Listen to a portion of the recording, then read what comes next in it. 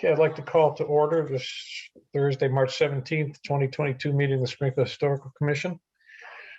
Commissioners Walsh, Duquette, Judith Kroll, and Walter Kroll are present. And as I was saying a few minutes ago, just a little preliminary, is that we are a quorum of the commission, not a quorum of those present. So that for any petitioners, any petition to be approved, it has to have 4 votes. So in this case tonight, all 4 have to vote in favor for something to pass. So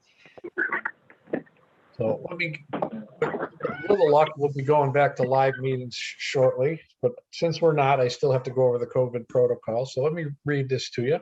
And just to get started, in order to enable municipal government to continue its important work during the COVID-19 pandemic while assuring both city employees and citizens can satisfy CDC social distancing guidelines, the City of Springfield is providing public notice will conduct a public hearing utilizing remote technology. Copies of said petitions, text, and maps may be requested by email or phone. Email should be directed to the Office of Planning and Economic Development at aallen@springfieldcityhall.com. That's Allen at springfieldcityhall.com, or by calling 413-787-6020. To view the public hearing, it is recorded and played on Focus Springfield Community TV website. Public comment will be taken in 2 segments. The first public comment period will take place prior to the meeting discussion. The second public comment period will take place after the meeting, remain open for 24 hours. To provide for public comment in writing, mail Springfield Historic Commission, 70 Tapley Street, Springfield, Mass. 01104, or email allen@springfieldcityhall.com. And to provide for public comment by voicemail, the number is 413-750-3223. Messages received will be played at the Historical Commission hearing or at the continued hearing date. All commenters should state their name, address, and company or organizational affiliation in addition to the items their comments pertain to. Voice messages received within 24 hours of the hearing will be put to the record during the public hearing, and comments after the meeting will be entered at the continued hearing date. Voice messages are limited to 2 minutes. To request a reasonable accommodation and or language service, please call 413-787-6020.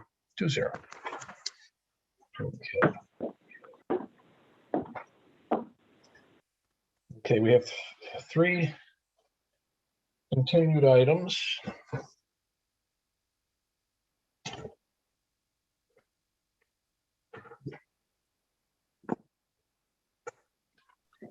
Okay.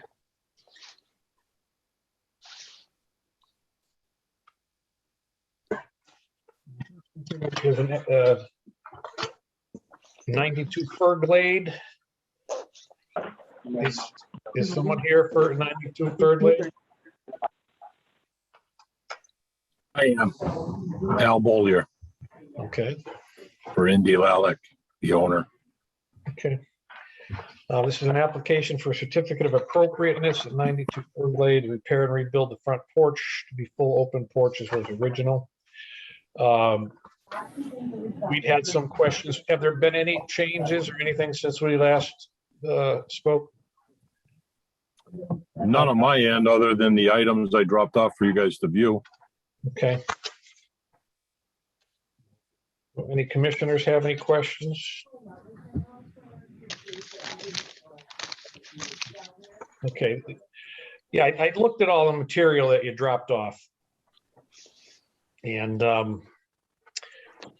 you know, most of it was, you know, fortunately it was, and as you said, it was good stuff, and it looks good. It looks good. The floor, especially, even though it's not wood, it's as decent of a replacement as I've seen, I think. Couple of questions that we still had were what was the makeup of the railing going to be? Unless let me just see if I have that note here.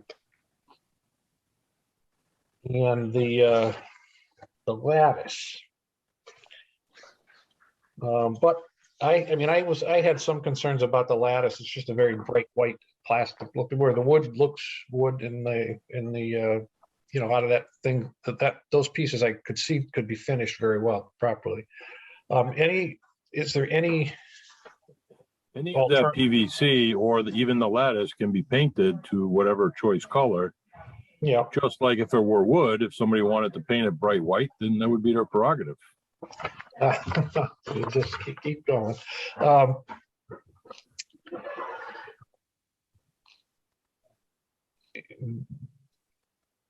little bit of difference between those two things. I think you know that. Any commissioners, any questions? Because if I'm hearing none, I'm just going to put this to the vote. You know, do you have any, is there any more information you could give us on the railing? Well, I dropped off a sample of the railing, and they don't have those brackets, the brackets that surround the rail itself. These are all hidden fasteners, hidden brackets. So it looks like the bracket itself, it looks like the railing itself is attached to the post instead of having a mounting plate to it. Yeah, that was one of the things, but I think we did notice that in the first meeting, but that's good. They are white. Yep. They are a pretty heavy duty composite PVC capstock material. Yeah. Okay. Yeah, I did look at it. I was okay with it.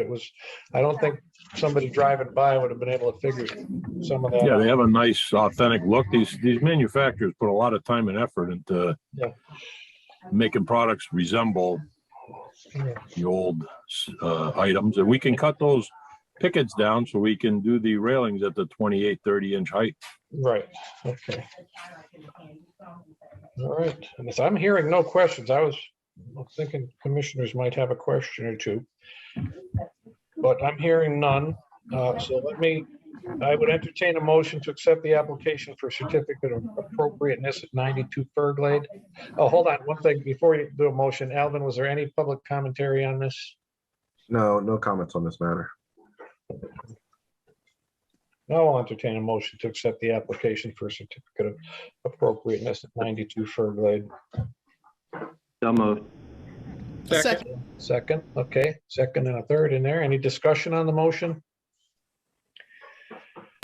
I mean, I have some questions on the motion. I mean, I have questions on the work because it will be the first approved. If it's approved, it'll be the first one ever approved that's all vinyl like this that I can find.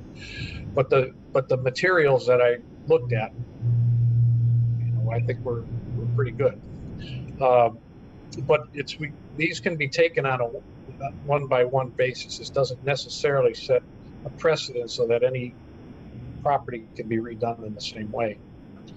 I was reading through the historic guidelines, and each is held independent. Each porch reconstruction is independent. You can't string them together. So, any other comments, questions for me? Anybody? Any other commissioners? Okay, let's start. Let me call the roll call vote. Mr. Chair, can you just go through the details so we have it all in there with? Oh, sorry. Yeah, I heard the petitioner talk about the railing height, which was a concern the first time around. Well, they agreed in the 2 weeks ago that they would do the railing height. Okay, I just want to make sure that was part of that. So We'd this also is do the pipe railing on the front Right. steps to resemble Right, the old photo. pipe rail and a front step. Yep, those are all kind of squared up in the first meeting. They're going to rebuild. The columns are going to be a little bit different. I mean, there are going to be some changes, but they're to mimic the historic finish work. Now, when I was asking about the railings, because these railings from the original had a little, you know, like a little curve. Yep. Yeah, the bevel. Yeah, but they're not going to have those. So we know that that's going to be a change in design. The material was the biggest question from the first meeting, and Al dropped off material at the place. Now, the only thing that sticks out to me material-wise is the lattice. You know what? I'm okay with it if you guys are okay with it, but it just doesn't look as like duplicative. It doesn't look as good as the other stuff. Is what I'm saying. But you know, I don't know if they're going to have plans to paint it or do anything else like that for the property or not. Anyway, so the pipe rail, it's in the flooring on the deck. It's all the flooring, the post, the rails, and the detail finish work. Up on top, yeah. I'm just looking if there's something here where I can read more specific details off of it. You know, they're gonna replace the window casings, door casings, corner boards, cornices, shutters, frieze boards, all while in a new material, all duplicating what was there. The changes will be in the railings, some changes in the railings, and the front steps will have the pipe rails. Did I miss anything, Alvin? Did I miss anything, or is that it? Well, again, the existing porch is enclosed, so they'll be removing Oh, the, that's right. They're removing, they're unenclosing this porch. yes. Repair and rebuild front first porch to be full open porches was original. So that's why we remember we were hoping when they took it apart that there would be original railings there that maybe have some value. Okay, any other discussion? Hearing none, we have some interference, but not a discussion. Commissioner Walter Kroll, Yes. Commissioner Judith Kroll, Yes. Commissioner Bill Duquette, Yeah. and Commissioner Walsh is going to vote yes on this. So you're okay to do that, Al? Thank you. I just want you to remember that it's very specific. You know, you can't automatically do the same thing at another house. No, I understand. Okay, just want to make Fair sure. enough. Okay. All right, great. So my next step is drop off a building permit application, Yes. and then you guys would sign off on it. That's Yes, that's correct. Okay, thank you. I'm all set. Good to Yep. go. Thank you. Good to go. Next one, 400 Maple Street. That would be Cheryl, I see Cheryl's on with us. 400, adding a gazebo to the left side of the property. It's an application for certificate of appropriateness to add a gazebo to the left side of the property. Height 14 feet, diameter 10 feet. Materials consist of carved marble, Marcia white with a wrought iron topper similar in style to the wrought iron upper windows of the home. Cheryl, any changes in those plans to either material, location, or anything like that? No, I had some concern about the entry coming in there. It looked like it was kind of narrow, but we've determined that everything was going to stay the way it was. So no Okay. changes. Okay. Let's see.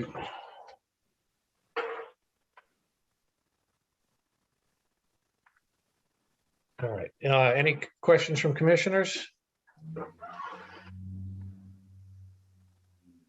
No? Any public commentary, Alvin? No, we didn't receive any comments on this matter. Okay. All right. I'd entertain a motion, accept the application for certificate of appropriateness of 400 Maple Street to add the gazebo to the left side of the property at a height of 14 feet, diameter 10 feet. Materials consist of carved marble, Marcia white with a wrought iron topper similar in style to the wrought iron around the upper windows of the home. Okay, thank you. Is there a Second. Please, thank you, Commissioner Kroll. And there any discussion on the motion? Hearing none, I'll call the roll. Commissioner Judith Kroll, Yes. Commissioner William Duquette, Yeah. Commissioner Walsh is yes, Commissioner Walter Kroll. Yes. Okay. Okay, Cheryl, you're okay to, it's approved to add your gazebo. Okay, great. Thank you. Okay, you're all set. I'm not sure what you have to do for permits and stuff, but you're all set from off. Okay. Next is 266, 268 Bridge Street. And I do believe we have some public commentary on this one. This is an application for certificate of appropriateness to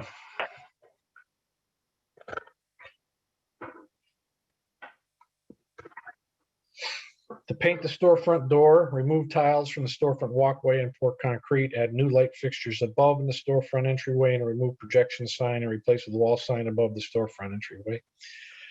And a faux burgundy shingles above the brick will be removed. And at 268 Bridge Street, complete alteration of storefront to mimic adjacent storefronts at 270 Bridge Street with full glass panels and black aluminum trim. Has there been any additions or subtractions to that, Jeanette?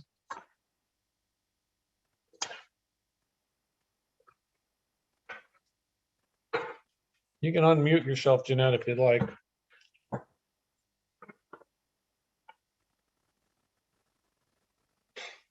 Okay. Well, I'll give Jeanette a minute or so to rejoin us. Can you hear me? I can hear you now. Thank you. Could you Okay, hear thank me? you. Yes. Okay. Now I see that you sent a description of a light that you would like to use. And you sent some other pictures of black windows with, okay. But there's no other changes. Nothing's changed since we spoke to you relative to what you presented in the first meeting. So I added, so the contractor sent me the material list. So I did add that, and they sent in like pictures of the doors and the material that they use, and I sent that over to Alvin. Okay. Black, let's see what color. I can't read it. It's so small.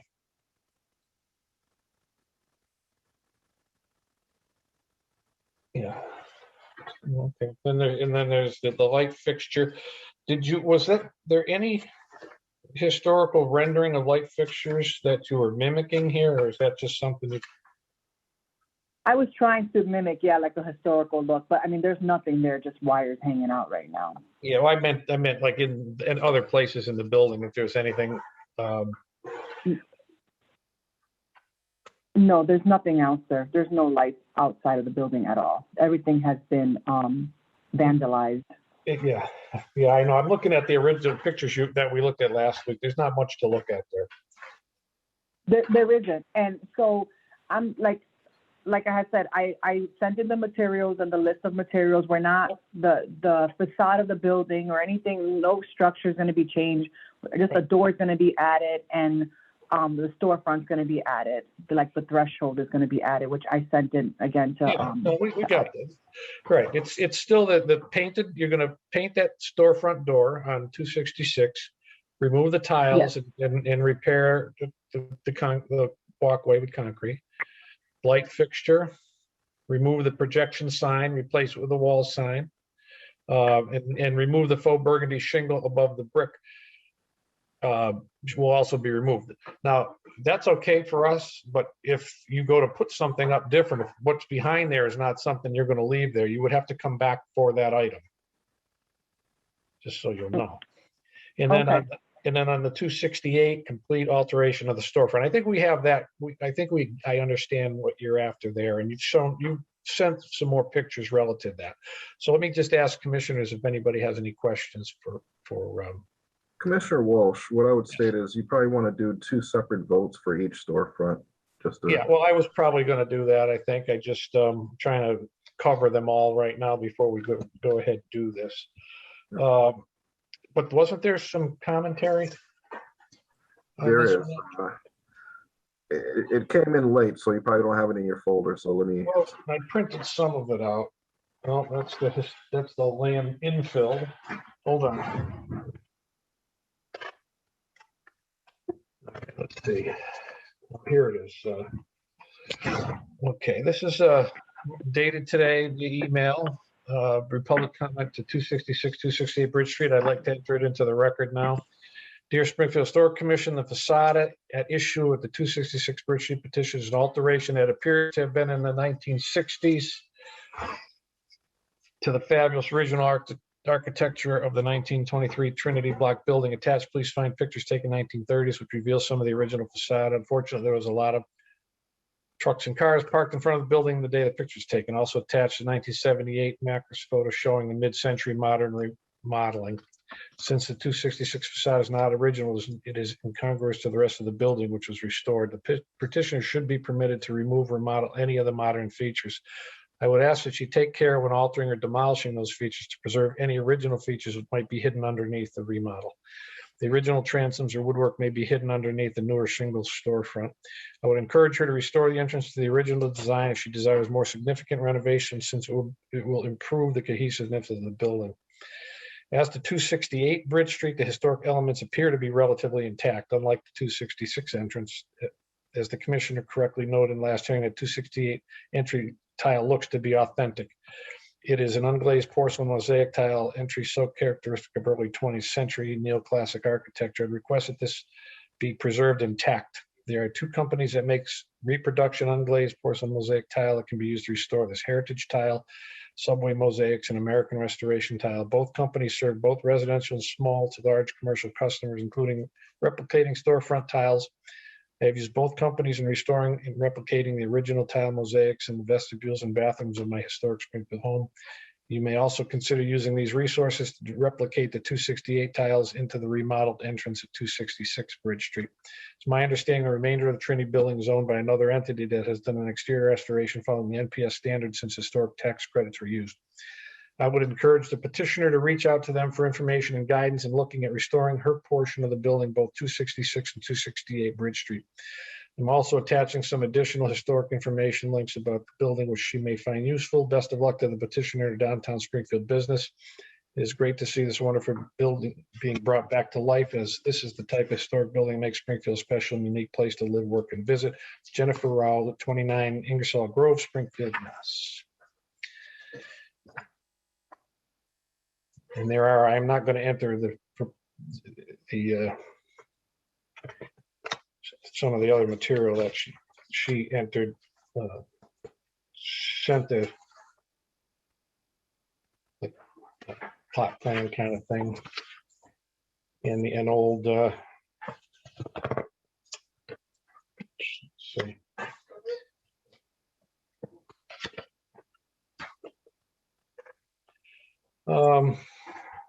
Well, was there any other, is this the only public commentary on this? No? That's all we had on this particular matter. Okay.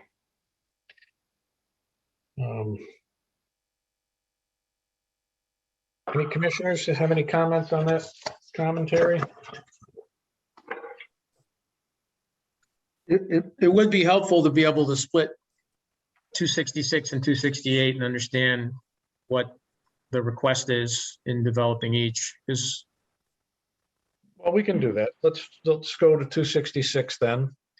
And this is, let me read it again. They're going to paint the storefront door and remove tiles from the storefront walkway and pour concrete, add new light fixture above and storefront entryway, and remove the projection sign and replace it with a wall sign above the storefront entryway. And faux burgundy shingles above the brick will also be removed.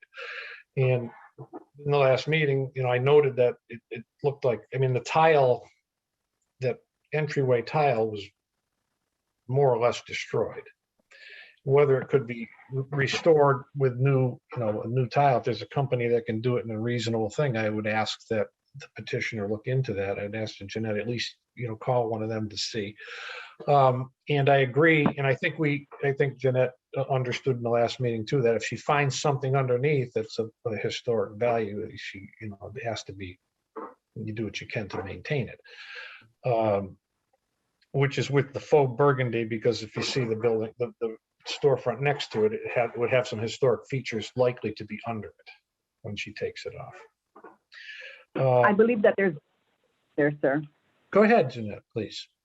Oh, behind the burgundy like awning, I believe there's glass mimicking the The 268. abutting storefronts. Yeah, that was my guess. You're probably going to find glass. Yeah, yeah, and I want to keep it glass. I want to expose the glass. I don't know why they covered it, but when I'm inside the building and I look up, I can see glass. I don't know if it's broken, but I do want to keep it glass, and that is historical. The awning is not historical. They just added that when they remodeled they maybe added it for the sign. I'm not sure, but I do want to keep the historical concept of everything. that is my goal. Even, you know, even just, that's my thing too. I like the historical piece. So I'm going to try to preserve everything as much as I can.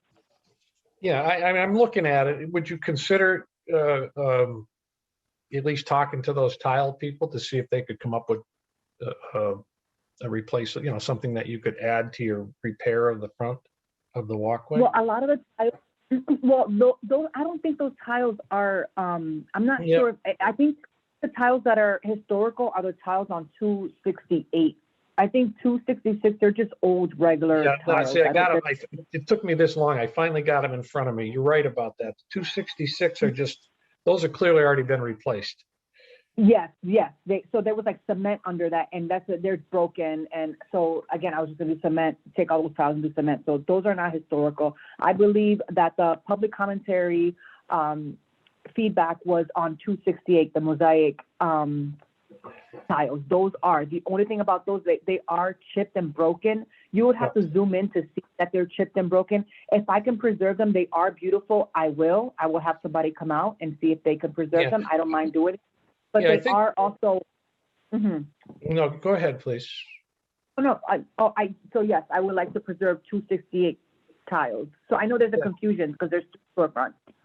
Yeah, I'm trying to kind of reread the public commentary too, because yeah, those may not be, you know, the mosaic may not be salvageable, but the fact that there's a company that could duplicate them may be worth looking into, because then it could have the same historical look, only with a new tile. And I think she was kind of saying in here that if, hold on, let me just encourage the petitioner. Okay, no. I thought she had kind of referred to that if you did, oh, here it is. You may consider using the resources to replicate 268 and the remodeled. So she was suggesting that if you were going to do the mosaic tile on 268, that you should do the mosaic tile on 266. So I'm not sure, you know, I would suggest that that's a good idea. Any commissioners?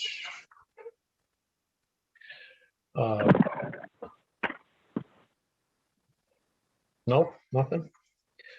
So what we're looking at, this is the certificate of appropriateness. Now, I'm not sure that replacing the tile with concrete is an appropriateness, whether we took this application under another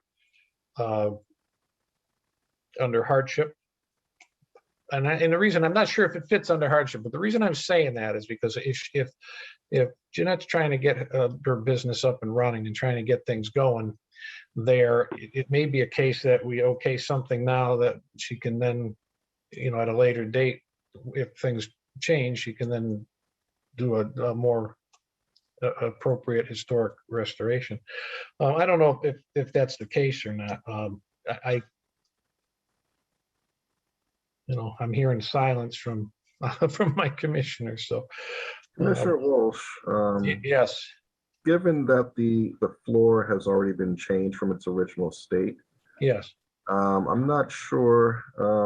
It's just my opinion.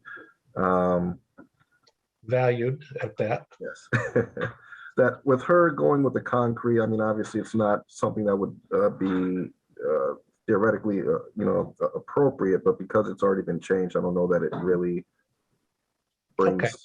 Well, I was kind of leaning that way too, but I'm just, you know, part of it was a suggestion to Jeanette whether she would consider having it done in mosaic. If she talks to the company and they can do something for the two storefronts, it'd be great. But other than that, you know, and we talked about the sign, whatever the other sign, you take that one down, but whatever the other one is going to be has to come before us too. Before another sign. Correct, I'm not. You know, I know, I'm just reiterating, Jenna. I know we talked about that. Yeah, And, we did. And other than that, you know, I'm really all set with the 266. So I would entertain a motion to, and I'm going to put it under appropriateness because of your point. I'd entertain a motion to accept the application for certificate of appropriateness, 266 Bridge Street, to paint the storefront door, remove the tiles from the storefront walkway and pour concrete, add new light fixture above in the storefront entry. Actually, we got to get to that too. And remove projection sign and replace with a wall sign above the storefront. So what we're not doing, what this motion is not going to do, Jeanette, is not going to allow you to add the sign. So if when we make the motion, it will be to remove the sign that's there. Correct. And Thank you'll have you. you'll have to come back again. In the light fixture, I'm not sure if any commissioners got a chance to look at the light fixture that she sent. I mean, you know, partly because it's interesting looking, that's for sure. But it's not an expensive part of your project, so I'm not really worried about it. If at some point the building, there's other historical details in that building that you would want to change, that wouldn't be, you know, there'd be no hardship in changing it. So I'm actually okay with that as well. So anyway, the motion I'd entertain is at 266 Bridge Street is to paint the storefront door, remove the tiles from the storefront walkway and pour the concrete, add the light fixture to the storefront entry, remove the projection sign, and remove the faux burgundy shingles above the brick. Thank you. So somebody want to, so So move? moved. Second. Okay, and any discussion on that motion? Mr. Chair, I would just echo your encouragement to Jeanette, because Jeanette, if you're going to look next door for the broken tiles at 268, you might as well have them look at 266 and at least just consider it. Yeah, so what my question was, if I decide to do that, is it okay, or do I have to go to another meeting? Or, because I had said concrete, right? Just to kind of, that's like the easiest thing to do, and it matches the sidewalk, and that's what's underneath. So if I decide to do like something similar to next door, do I still have to apply for it? Actually, you probably do, and it's almost too bad we couldn't do both in this. Alvin, go ahead. Commissioner Walsh, you guys can make it a condition that if she can, it's either or. So she can do the poured concrete, or if she can find the original tile, she can do that also. You can put that into the motion. Okay, well, let's then we can. All right, let's just for the, let me back up and just read the motion again, because we'll just change that little bit. So I would entertain a motion to accept the application for appropriateness 266 Bridge Street to paint the storefront door, remove the tiles in the walkway, and pour concrete or replace with the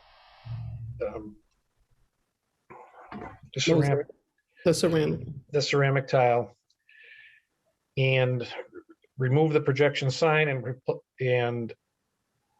remove the faux burgundy shingles above the brick. I think that's it. So now, yeah, you'd be able to do, obviously we'd love to have a new design, something that replicates the historic on that. But anyway, if somebody could make that motion, it'd be great. So moved. Second. Okay, thank you. In a second. And discussion on the motion. So, you know, the discussion that when we backed up was relative to allowing you to do, you can do it concrete, that would be approved, but we'd appreciate it. And if you find that you can do it in the ceramic the problem is, what would the design be? But with a historic design, then that would be okay. So if that's okay with that, is there any other discussion from commissioners? Hearing none, let me just get the vote. Commissioner Duquette? Yeah. Commissioner Walsh is yes. Commissioner Walter Kroll? Yes. Commissioner Judith Kroll? Yes. Okay, that's on the 266 bridge. Now let's go to 268. Complete alteration of storefront to mimic adjacent storefronts at 270 with full glass panels and black aluminum trim. And I think you're going to be adding to this that the repair of the ceramic tile entryway. Or we're going to add to this the repair of the entryway. But there's no change.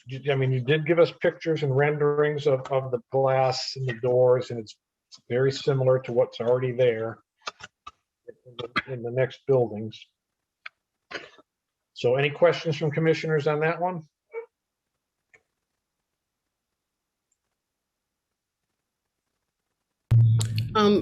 just so I'm clear, Yes, the 268, I think what Alvin meant was, so the last one we did, whatever she does with the concrete there will be done with the concrete. no, they're two, that's This- one of the reasons we're separating them, Judy, All right. is because the 268 has some decorative ceramic tile there already. Okay. And the person who sent in the commentary was just, offering suggestions that there are companies that make this tile and could probably duplicate it, All right. in a historic manner, and which we would appreciate if Jeanette would consider it. But Okay. in the application, she doesn't address Jeanette doesn't address the tile. She just says 268. alteration of the storefront to mimic adjacent storefronts, 270 Bridge Street, full glass panels and black aluminum trim. Got it. Okay. And we could vote on that, and then she could, Jeanette, if that storefront floor, the entryway is okay, you could just come back when you go to change it. So the tiles will have to get done before the door and before the storefront, because they have to level it out, because I already had. So what we were actually thinking about keeping it already and power washing it if we could, right? Like that was like my first idea, and it saves me money because I'm not like pouring concrete or anything or getting new tiles. So we did want to preserve it. It's just finding the right person to do it. If not, I was going to do something similar anyways in that area. That's probably why I didn't address it.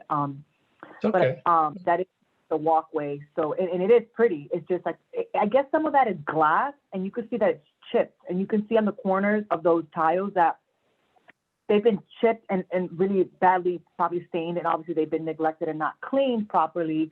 And so that's, if I serve it, I will. Well, here's what we should do. I think what we should do then, we should just vote on this the way you have it written on and here's the assumption that we're going to make, that you're going to try and repair that you're going to try and use what's there. The caveat is if you just choose not to use what's there, you have to come back to us and tell us what you are going to do. That's all. If that's okay. So anyway, so in 268, I'd entertain a motion to accept the application for certificate appropriateness at 268 Bridge Street to complete the alterations of the storefront to mimic the adjacent storefront at 270 Bridge Street with full glass panels and black aluminum trim. So moved. Okay, thank you. And is there any discussion? I think I heard a first and a second there. So is there any discussion on that motion? Okay, hearing none. Let me just vote. Commissioner Walsh votes yes. Commissioner Walter Kroll. Yes. Commissioner Judith Kroll. Yes. Commissioner Bill Duquette. Yes. Okay. All right. So, Jeanette, you know, we're on the same page, I think. You're all set to do that. I just, all that we're asking is that if you do decide to remove, for some reason you can't salvage that tile work, to let us know. And if you're going to, and there is a way that if you're going to replace it in kind, that it actually can be done without, because you're actually repairing something that already exists with the same material and the same stuff. So you don't have to necessarily go through 2 hearings for it. So, but I'd love to have you restore those if you could. But for now, you're all set with your glass and your doors, and your petition's been okay. Okay, thank you so much. Thank you. Okay, you're welcome. Bye now. All right. Now we have a few new hearings. We have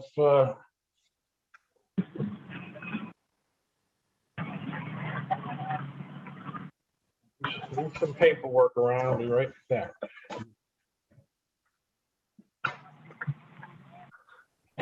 Commissioner Walsh, I just want to state I have the petitioner for the next item, 62 Randolph Street. I have her on speaker, so whenever you're ready. Okay.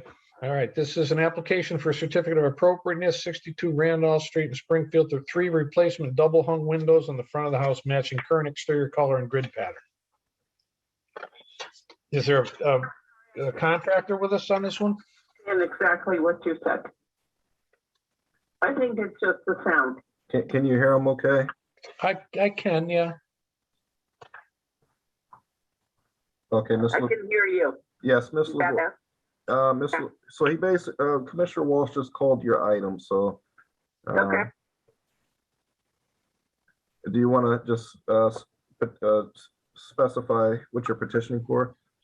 I'm petitioning for 3 windows in the front of my house, actually 2 in the front and 1 on the side, just over on the side, which is a den, the 2 on the side on the den.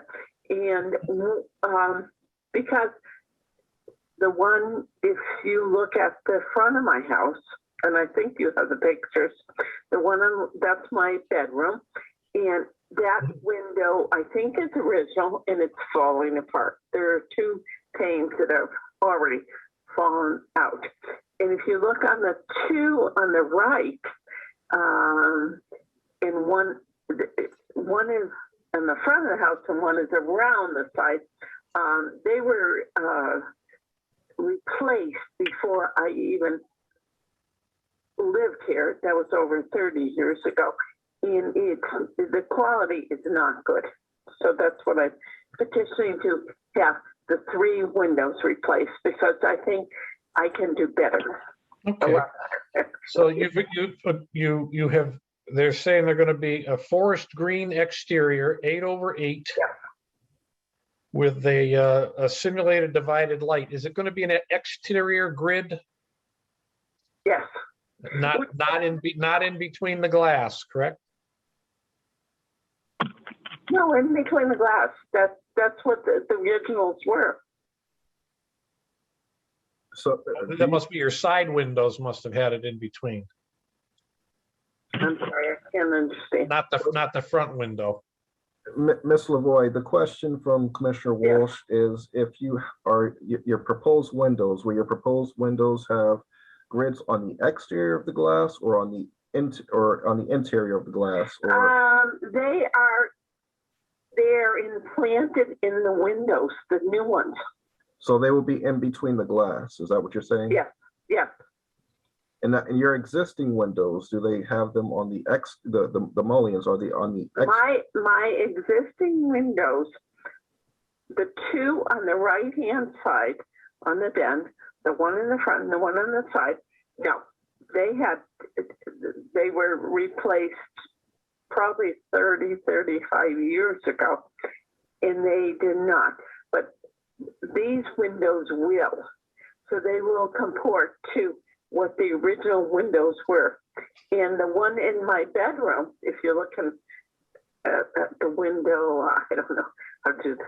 And the window is the one on the left-hand side. It will be exactly what it used to be. Except that now I have windows, plates out of the window. Okay. Does that make sense? Well, one of the guidelines for window replacement is that the divided, not sure what that's coming from, is that the grids are exterior, raised grids on the outside of the glass, not in the middle of the glass.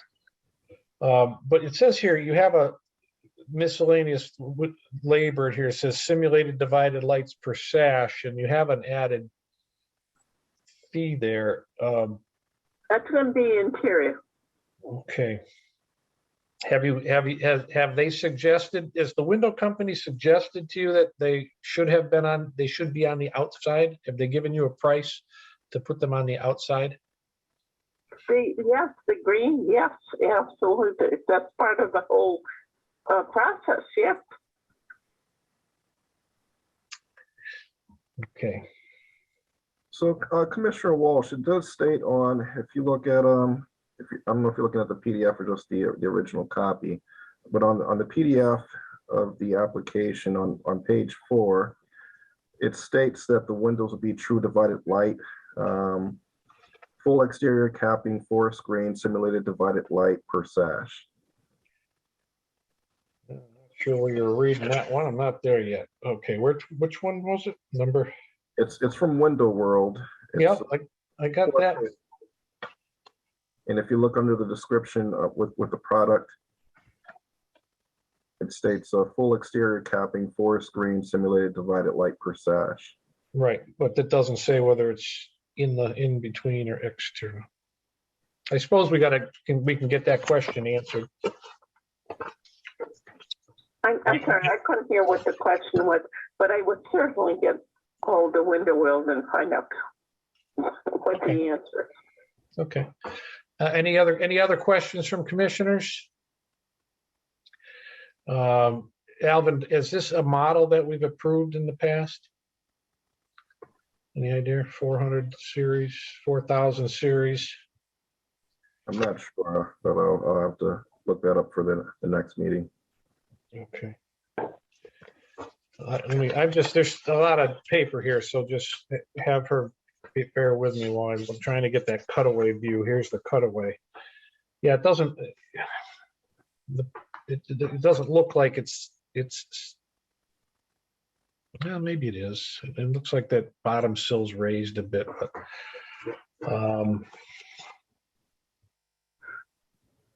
don't tell me what bottom sill.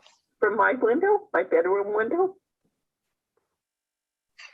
We could just ask Window World for next time, because page 9 makes it look like it's an external grid, but we need like clarification, so. Well, I have to say, if I can just interrupt, I told Window World because I thought they would do the best job of replacing my windows that were needing to be replaced. right. And the one in my bedroom, which is an original, is falling apart. I have the glass is coming out of there. The one in my den, if you look at the front of the house and to the right, they were replaced. I have to tell you, before I bought this house, Yep. replaced by not good windows. So I wanted to replace them so that they looked like they should be as far as concerned. Because I love this house and I like what it is. So Yeah, I understand. It's just a detail thing with historic, no, and I appreciate your replacements. input. Because if you can do something better, tell me. Well, it's part of it is the model. I mean, the good part, the good things is the color's appropriate. I mean, obviously your color's already that dark green, and you're No, and I had gotten that. Yeah, no, I know, I understand. And when I first came here. we're looking for exterior grids. So, And I just have to do a little research. I don't know right now if this window has been approved by us in the past. It seems like it doesn't, Okay. the bottom sash does not sit as low as we want it to, but but I'm not quite sure what else to ask you. I mean, it's close. It's just not. So we have to find out from Window World whether it's an exterior grid. so Commissioner Walsh, I just No, I have to tell you, if you know of something better for me to do, I will go with it. I appreciate that.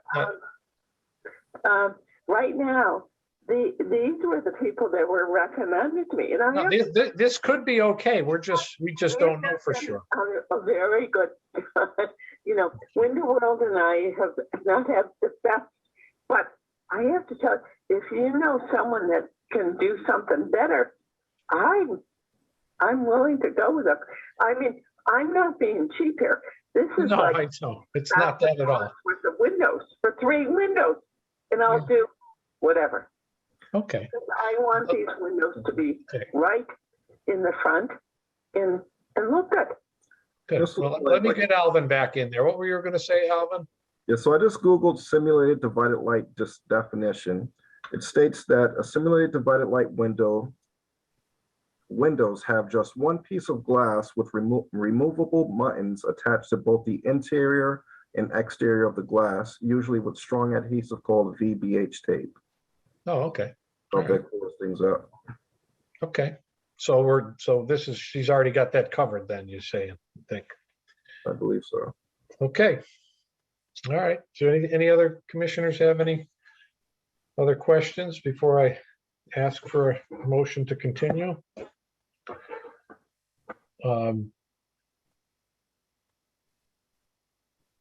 No? Oh, Judith, were you raising your hand? Did you do that? No? Okay. Well, if somebody could make a motion to continue the application for a certificate of appropriateness of 62 Randolph Street to the April 7th meeting. I'll move. Thank you. Second. Can I get a second? Second. Question here. Go ahead. I have a neighbor that petitioned for, I'm not even going to tell you what it is for, but he got approved. Yeah. It was for some garage work, and you could see it from the street. And he did some of it, and then he made other additions, and it looks like felt. And Okay. you know what? I don't think anybody's asked if there's a problem. You know what I'm saying? Well, that may be so. Unfortunately, that's not something that we can entertain tonight, but I hear what you're saying. No, Happens periodically.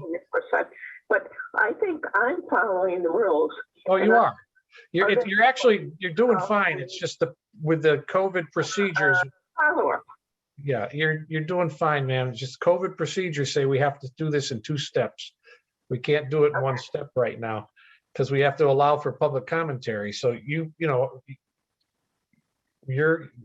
actually done everything correctly tonight. We just can't vote on it until the next meeting. So what I've asked for is to continue your application to the April 7th, which we've been doing for almost 2 years now this way. And I'm looking forward to live meetings. The sooner the better. So anyway, we have a motion on the motion to continue the application of appropriateness 62 Randolph Street to the 7th. Okay. Let me Thank call. you. You're welcome. Let me call the vote. Yes. Commissioner Kroll, Yes. Commissioner Kroll, Yes. Commissioner Duquette, Yes.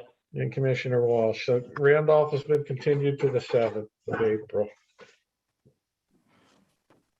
Sorry, Commissioner Kroll, you were supposed to go first on that one. Nope, you were.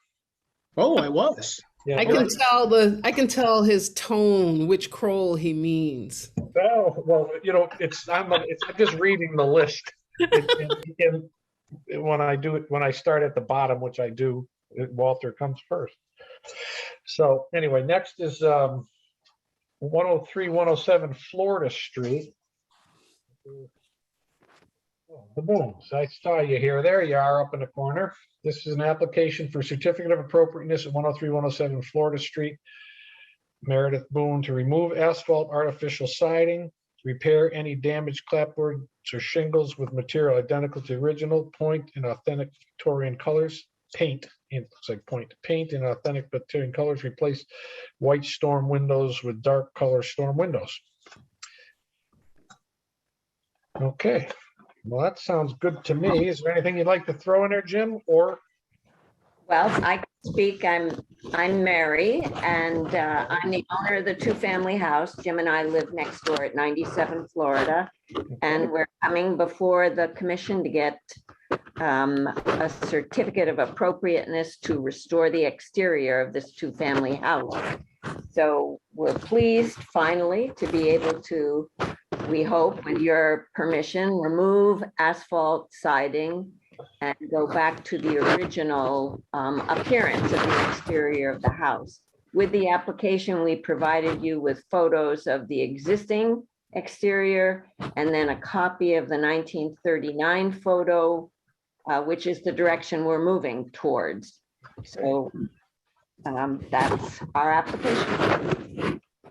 Well, I very much appreciate your application. It can't be much clearer than that. Remove that stuff they put on the house and repair it.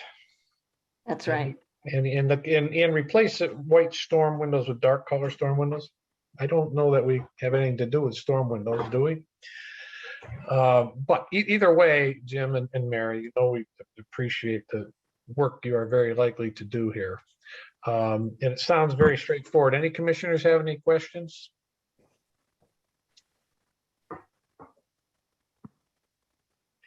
Okay, then I'm just going to ask, because as you know, we have to continue to the next meeting. And that's why I'm going to ask for a motion to continue the application for certificate of appropriateness at 103-107 Florida Street to the April 7th meeting. So moved. In a second, I heard the 1 and the 2 really close together there. Thank you. I'll let Commissioner Walter Bill be Crowe. one, Thank you, Bill I'll be Duquette. second. Okay. All right, and let me just call the roll call. Commissioner Judith Crowell, Yes. Commissioner Bill Duquette, Yeah. Commissioner Vinnie Walsh is yes, Commissioner Walter Crowell. Yes. Okay, all right. We will Very talk to you much. guys and talk in at the next meeting. Okay, thank you. You're welcome. All right, next we have 138 Park Drive, HVAC condenser and conduit lines. This is an application for certificate of appropriateness at 138 Park Drive, Maggie Predmore, does it say? Yep. Maggie Predmore. Yeah, add HVAC for cooling, heating installed in the rear of the home with condenser in the corner, not visible from public way. This requires no change in design of the home. All lines to the condenser will match gutter color. See attached Word document with photos and rear of the home and replace the condenser. The system will help us remove carbon footprint, very high gas bills. Okay. Let me just get to the pictures. So most of this is going to be minimally visible anyways. Is that what you're saying? Yeah, I mean, you can see the rear of the home from, a bit of the rear of the home from Forest Glen Road. Yeah. You won't be able to see the condenser, where they're going to place the condenser at all, because it's in the corner to the right side of the bay window. You can't see that portion at all from the street. The only piece that would be visible are where the condenser lines come from the second floor, the 2 second floor bedrooms. Those lines have to run down to, to the condenser itself. So American Installations is the company that, came to take a look, and they suggested, we could run the one line very close to the gutter so it would be minimally visible at all.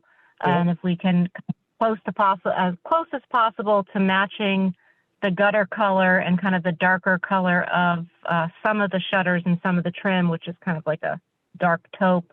They have a brownish color as one of the options to run those lines that would be visible minimally from the rear of the house.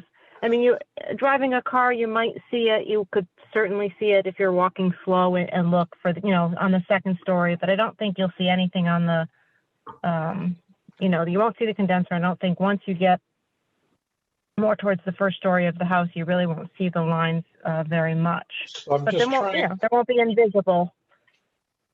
Right. I'm just trying to kind of get a feel for, I'm looking at the picture of the rendering of the conduits here, and I'm just trying to compare it to the picture of the house.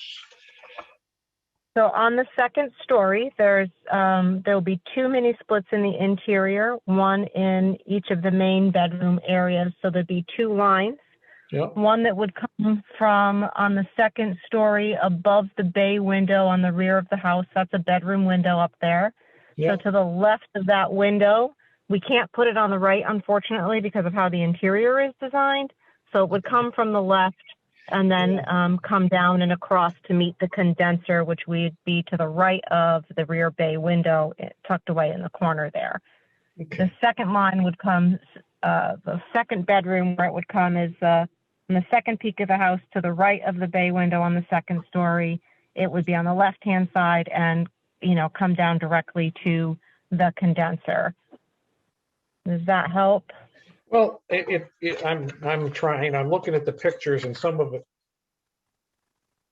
So just tell me, I'm looking at the pictures here. There's one that's rendering where it's coming over from the left, or you said you can't put it on the right because of what's inside.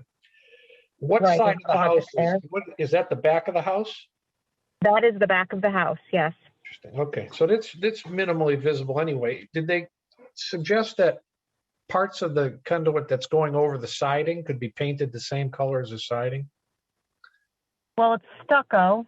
Right, but paint color, you have it painted, it looks like. Yeah, so, yeah, it is painted. I don't know if those lines could be painted. I certainly can. We found ask that they that. can be, but we've done both where we've approved them to be painted the same as the house color. And we've also approved them when they were going to be painted the same as the gutter color because they were so close to a gutter. You might have a combination of the two. If this is the back of the house, this is the back of the house we're looking at it. It looks minimally visible anyway, but we still want them to be mitigated as much as possible. That's all. Right. Correct.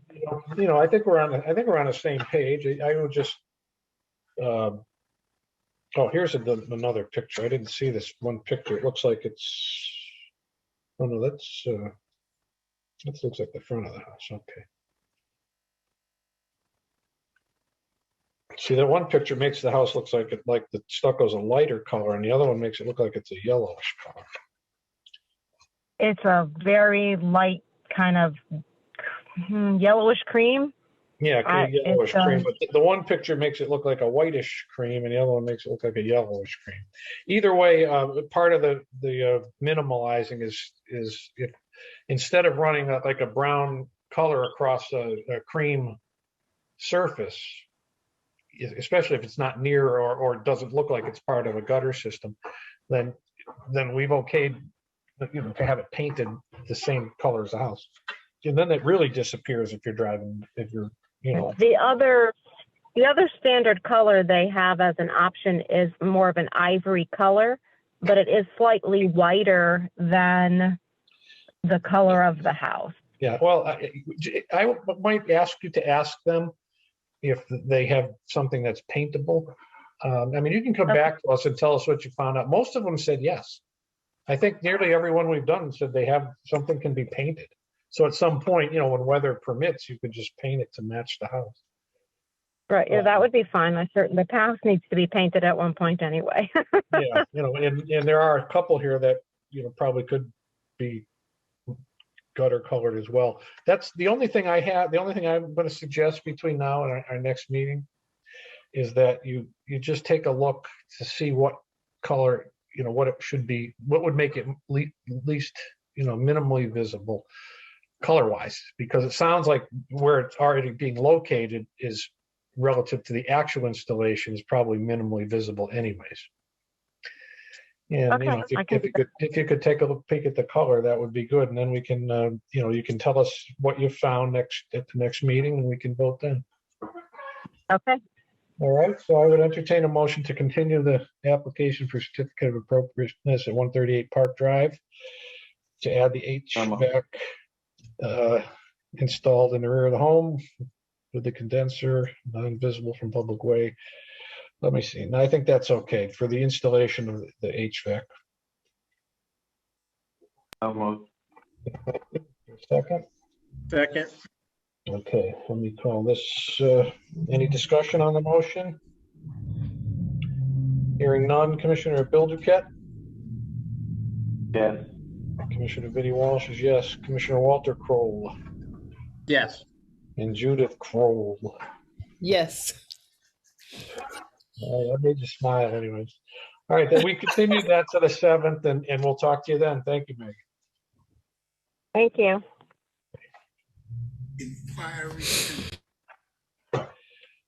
Okay.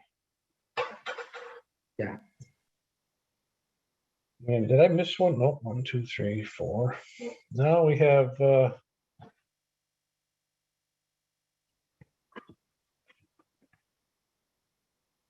215 Forest Park Avenue. Application for certificate of appropriateness to 215 Forest Park Avenue to install mini split air conditioning service, first floor and 2 second floor bedrooms. Replacement of the air conditioning unit outside near the chimney with lines running on the exterior approximately as shown in the photographs. All lines would be painted to match the color of the house. Not determine which contractor they'd be using. Have proposals from Hurley and Dave who explain in detail. Okay. Okay, who's here for this one? Peter Benjamin, Oh, there you are, right there, Peter. right there. Right there in front of me. Which box are you in, right? Okay, tell us like relative to the house location and visible, was it minimally visible? Whereabouts is it going to show? I'm not certain of the exact, it may be minimally visible. It may be whatever the next category is. There's a photograph, you should have a photograph of that area. Well, I have a photograph of, hold on. I have lots of them. Okay, I have a photograph of the house now, probably the other day. Right. Snow on the ground. Now, if I'm looking at the house in the driveway, where is the? If you look at the front porch, yeah, it would be back behind the corner of the porch near the chimney. Okay, so must be a 2 or 3 foot little thing there, jog there. There's an area, there's space there. Okay. Yeah. Yes. And you have some growth there of some kind of. There is a bush there, so that it would be pretty much invisible in, when that's leafed out. Okay, now where are the conduits going? Is there the conduits are going, well, they're going, one is going to the downstairs, so would be just going right up, from right where the condenser is. And the other two would be going up. The 2 rooms that we want to serve are the bedroom at the front of the house. Yeah. Okay. And the one to the right of the chimney. Okay. Where it jogs back out again. So that where it juts out again. Yeah, juts out. Those are the 2 rooms that are to be served, as well as the downstairs. But okay, yeah. Okay. And your proposal is that they're going to be painted the color of the house. Okay. Yeah, when I talked with all of the contractors, and I specifically asked about the paintability of the materials, and was assured that they would be paintable, and we would paint them to, as I say, to match the exterior. I mean, can one of them be hidden behind the fireplace or something like that? Whatever. Okay, so that's all it's going to be, is right on that little side of the house. Yeah. Okay. Yeah, it's just going to be on that side of the house. There are other, as I say, so because the idea is to serve the first floor, 2 rooms on the second floor. So we're not doing anything on the other side. Okay, any commissioners have any questions for Peter?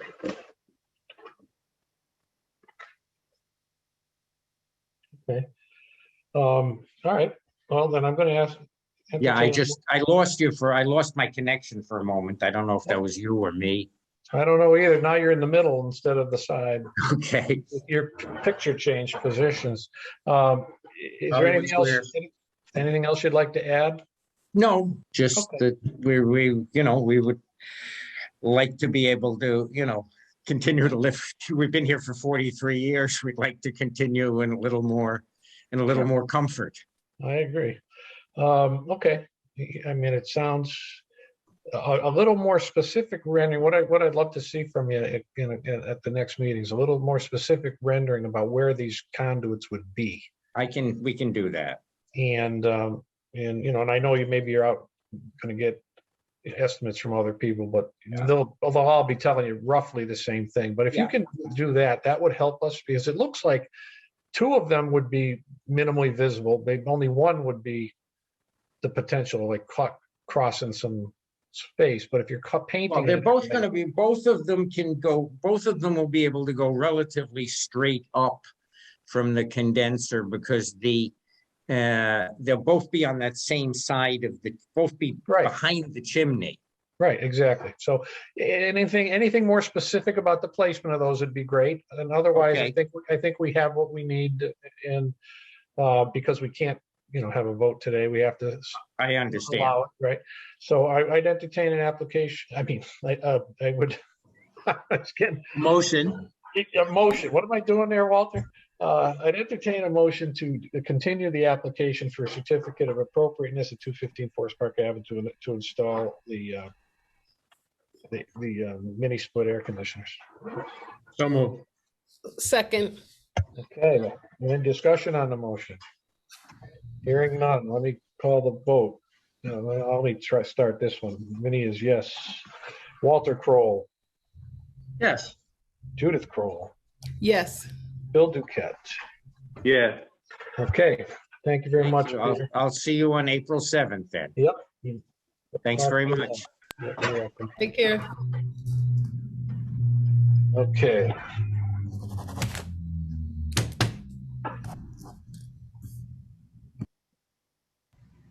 Okay, this is 86 Magnolia Terrace front door window panel. Okay, so this is an application for certificate of hardship. Well, it has appropriateness and hardship checked off.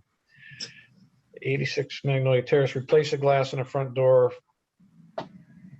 for lead glass to clear glass. Is someone here? Oh, is this Mike? I'm here.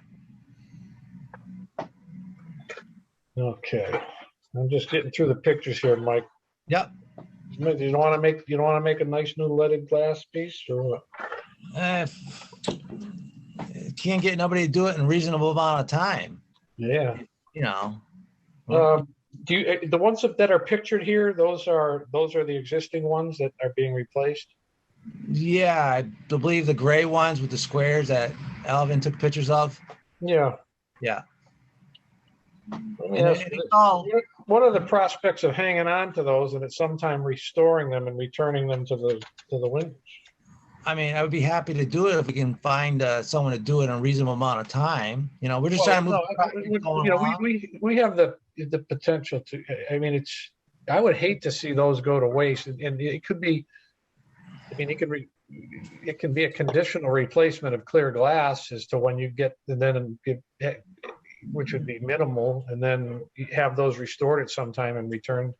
Right. I mean, they're all weak and they're very flimsy, and they're. Yeah, leaded glass by its nature is kind of flimsy. Yes.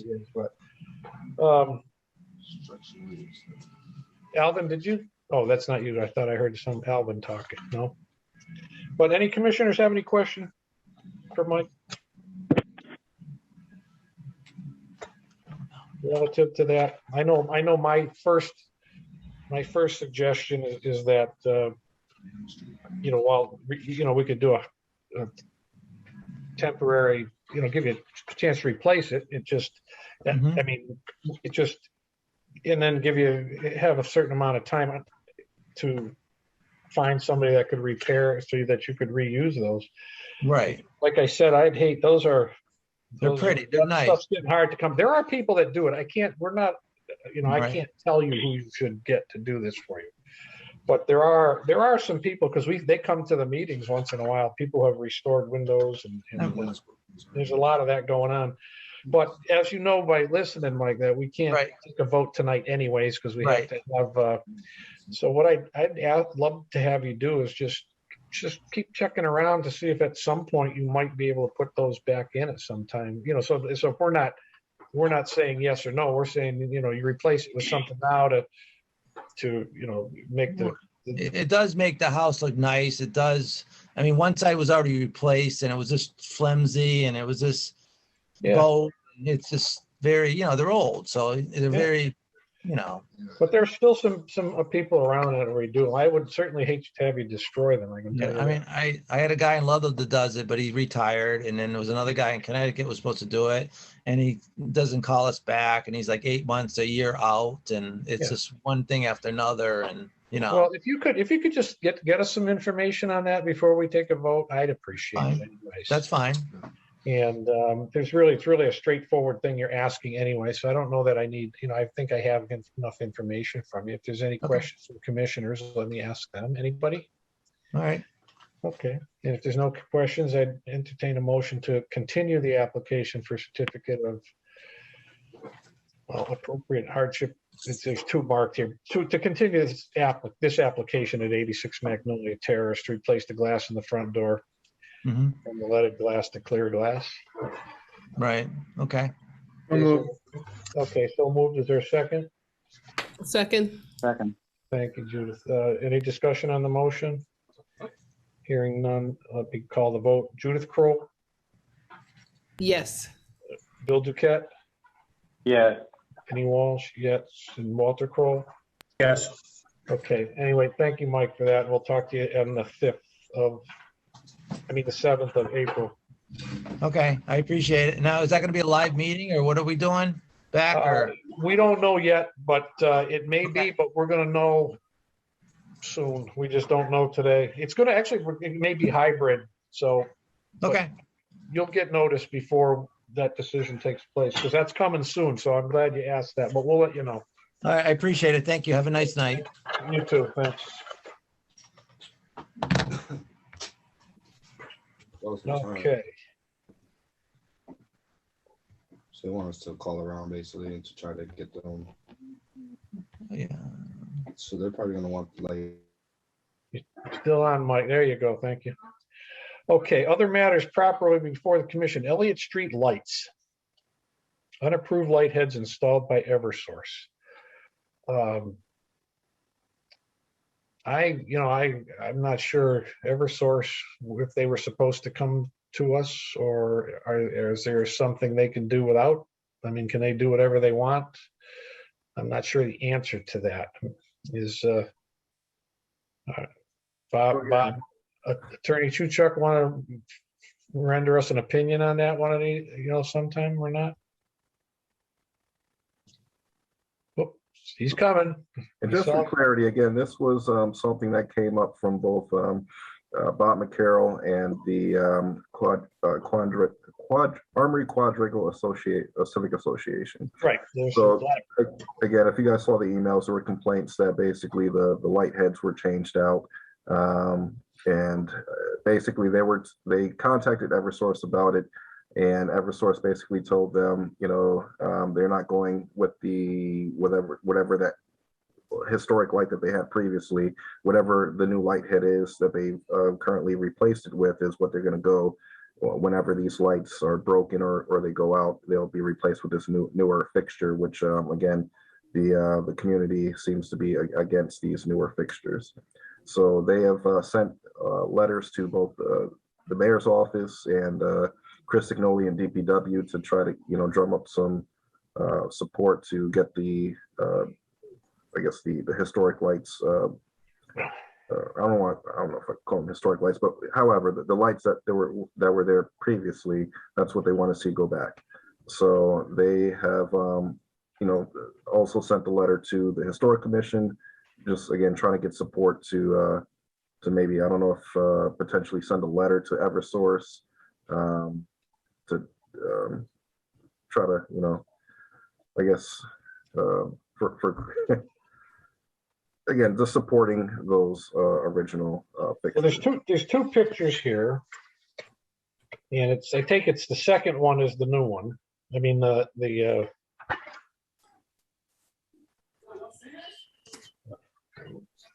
let's see what this says.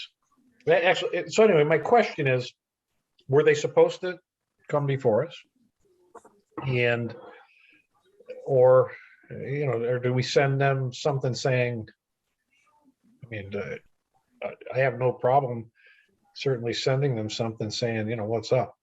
Yeah. But I'm not sure what, Eversource tends to do whatever they damn well please. Yeah, that seems like that's the case for everything. But what's the position of the law department? I know we've had opinions before on a couple other issues. Yeah. For these lights, I just don't know what the rules are. Yeah, I can definitely look into that and get you guys. We can find that out. We can get a letter out to them if it's appropriate. Yeah. To because I know that haven't they sent somebody to a meeting, it's been a lot of years, talking about what they were gonna do. And so I know they've been in front of us before, it just, obviously they didn't do this one. If you could do that for us, Attorney Chuck, that would be, because I don't want to send them something that we don't have any authority or anything. Any authority to send. I mean, Gotcha. And if we can, and Alvin, I don't know if you have any of it anywhere. Wouldn't even know where to look necessarily, but I mean, I know this is something that we probably should do fairly quickly. I don't know if they're replacing them in a time frame or something like that, or if they're going to do the whole street or what they're going to do. But can you answer a question for me, Alvin? The pictures here, there's two pictures. Yep. One of them is yeah, that one. Is that the old one or the new one? This is the old one. Okay, I figured that. Okay, and the new one is. Oh, I thought you'd flip to the new one since you were in the neighborhood. Yeah, I don't like the new one either. So you write down, if you kind of pull that over to the left a little bit, you might have one of each in the same picture. Right? Yeah. So I don't know. Do we have a historic picture that could tell us what maybe was there first? Of course, there's probably nothing there first.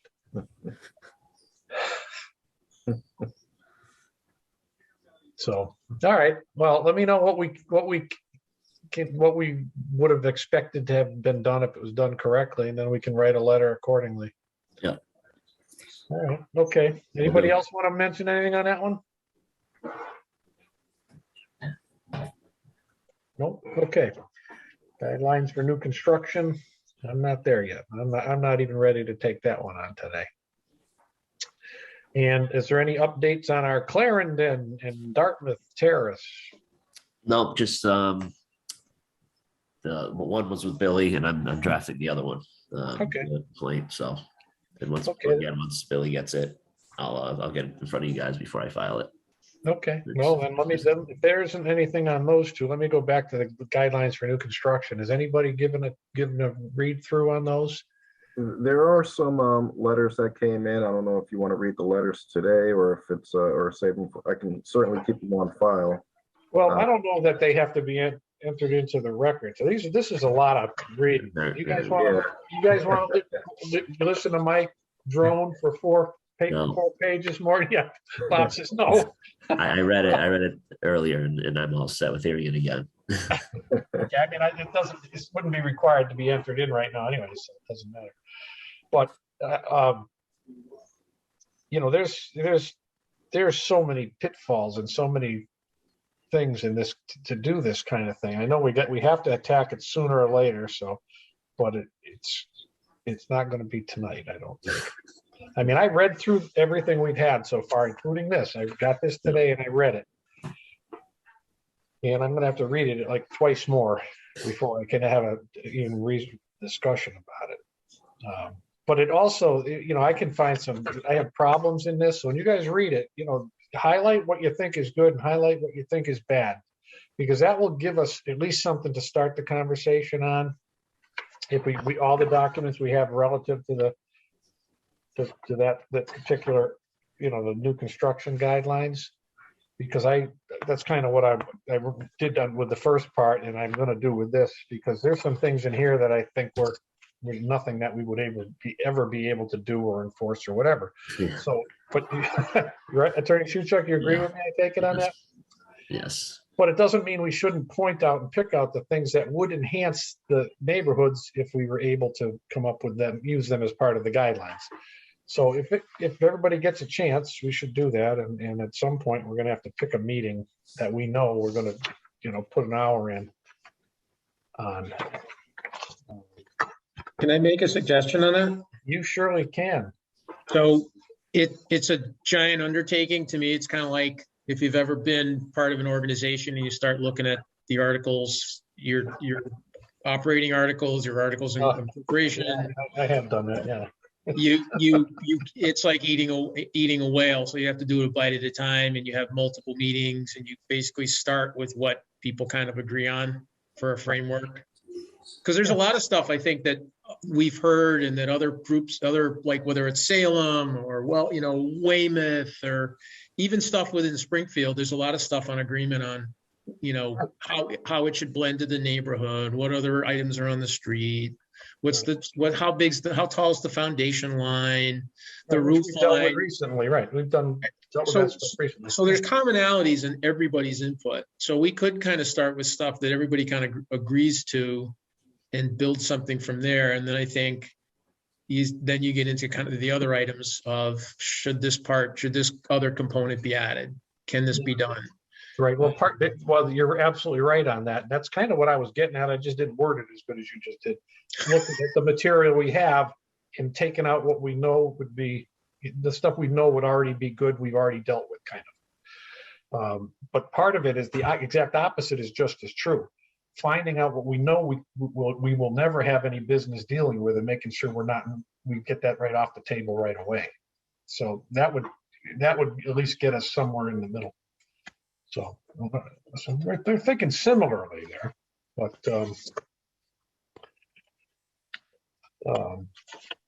and you're right. That's going to be one where we're going to have to know ahead of time. We're going to have to plan on taking a good hour. We're going to say a good hour and come prepared to do it. And the only preparation I did for it today was read this new document that came in today. And if you haven't read it, have fun. And anybody else want to add anything else to our meeting? If I miss anything today? We have one last item on the agenda. And that item is whether we're going to meeting format and time. That's right, changing their meeting format and time. Yes, so I was given correspondence from the Springfield Law Department that we need to have essentially live meetings. So even if the commission is not meeting face to face, you would have to have a way for the public to view in real time the meeting. Good. So it's been suggested to me by my director that we just go back to in-person meetings. And again, we could do that here at 70 Tapley Street, our conference room here. Well, let me put my opinion right out there. One, everybody knows, because we've discussed it a couple times already. I'm all on board for going live again. That will shorten everybody's process. I think that will, when we can deal with something in one evening instead of two, that I don't think that hurts at all. I was over at Tapley Street today with Alvin, and we looked at the conference room. It's twice as big as the meeting, nearly twice as big as the room we used to use at City Hall anyways. Is that room right when you walk in? Right in the front door. Yeah. Right in the front door.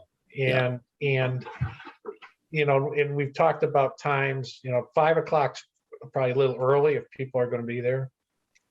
But I also don't really want to return to a 6:30 meeting. So, and I'm open, I will if you guys decided that's what you'd want to do. I'm okay with that, by the way. I'm not trying to pin you down, but I'm thinking, and we mentioned this once before already. So, I'm thinking 5:30 at Tapley Street. And, we could always change it if it just wasn't a functional time. I just think 6:30 is too late to be going all for that meeting. But anyway, everybody jump in. I'm all for Tapley at 5:30. Okay. Works for me. I can do Tapley at 5:30. All right. Well, I don't know what, and Bill, what do you think? Fine. Okay. Fine. So anyway, Alvin, is there anything else we have to consider on this? Now, I know we're talking about having it zoomed anyways. Is that what you're saying? So it could be viewed. Just to be recorded. Just to be recorded, right. It's easier to, like, when folks want to have, if they request a recording of the meeting, I think it would be easier to keep it digitally. Right, I agree. And then they can go see it anytime they want. Yeah. I watched one the other day. I don't look good on these shows. But Anyway, it sounds like we're heading in the right direction. I'd rather, at some point, if we can get, I mean, obviously, we could make that change right now, but I'd like to get the other commissioners' opinions. Agreed. I agree. You know, I don't want to just say 4 of us were here and this is what we decided. So Alvin, could you reach out by email or something just to everybody and Okay, so I'll confirm with ask for everyone their that, opinions, that's what the suggestion is and that we want their opinion. And I know, and hopefully we can maybe get enough. I mean, at the next meeting, I think we're going to have to do that one remote, one more. Maybe not. well, okay, well, basically, okay. That sounded like, no, you're doing it live. I mean, you can do it remote. However, I still have to open up our conference room here to the public. All right. And the So public, part of what the law department told you is you have to do this. They yes, figure for a legal reason we have to do it. yeah. So I would have to open up the conference room to the public. If you guys want to do it virtually, that's up to you guys. But I will have to have the public here, and if they have comments, then I would have to allow them to. Then reach out tomorrow. Let's see what, just suggest to everybody, this is what it's going to be. 4 of us right now are okay with it. Judith wants to say something, but then just see just throw that out. And I'm pretty sure it'll be okay. And if it is, then we'll switch the next meeting to live at 5:30. Maybe beginning of next week or something. We don't think we have to have a vote to do that. I just I mean, the next notice will go out next Thursday, so we got a week from today to figure that out. So we got a few days to do it. Okay. Is that all right, Judith? You were going to jump in there with something. Does the Historical Commission have a Facebook page that you could go live on? No.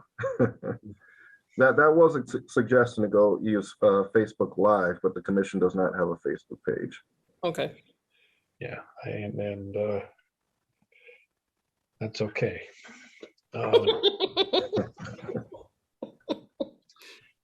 Because then because you can put the comments in the like in the chat in the post on the Facebook. Yeah, so if you have a live thing. Yeah, the reason I like the live because that way I can control the meeting and the comments and stuff like that. And it really is. I don't know. I know you've all been in plenty of these meetings, but I've been in some that were big, and it's almost uncontrollable at some point. Where you got to if I as a chair I'm saying mute that person or mute that this one or that one. That's not going to work for me. But I got. That's always something to think about, but I'm just showing my age. I've had enough of that Facebook already. I maintained the page every day for about 8 years business-wise, and I'm so glad. That's the thing I was the happiest about when I retired. But so we're on the same page. 5:30. Well, consider the next one's going to be live at 5:30 Tapley Street, straight in the front door. And unless something changes in the next few days, but if you send that out, we'll just talk to everybody, and I'm sure the consensus will be that that's okay. And if there's nothing else on the discussion, I'd entertain a motion to adjourn. Move. All in favor? Aye. Yeah, now the meeting's over, but I read that an adjournment motion doesn't need the quorum of the commission, just the majority of those present.